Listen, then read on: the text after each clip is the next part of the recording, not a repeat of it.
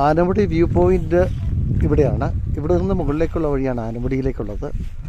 മൂന്നാറിൽ നിന്ന് മറയൂരിലേക്ക് പോകുമ്പോൾ ഇരവികുളം ദേശീയോദ്യാനവും കഴിഞ്ഞിട്ട് ഇവിടെ എത്തിക്കഴിയുമ്പോഴേക്കും കാലാവസ്ഥ അമ്പേ മാറും.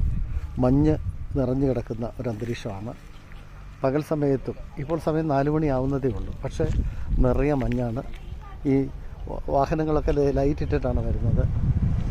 അപ്പോൾ അത്തരത്തിൽ വളരെ ശ്രദ്ധേയമായൊരു പ്ലേസിലാണ് ഇവിടെ എത്തിയിട്ടുള്ളത്. Anamudi view point.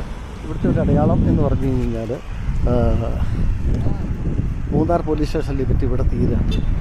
പിന്നെ ഇവിടെ നിന്ന് മറയൂർ പോലീസ് സ്റ്റേഷൻ ലിമിറ്റാണ്.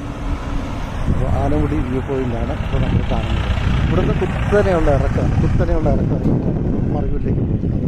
ഏതാണ്ട് 28 കിലോമീറ്ററോളം ദൂരം ഇവിടെ നിന്ന് പോയാലാണ് നമുക്ക് മറയൂരിലേക്ക് എത്താൻ കഴിയുക.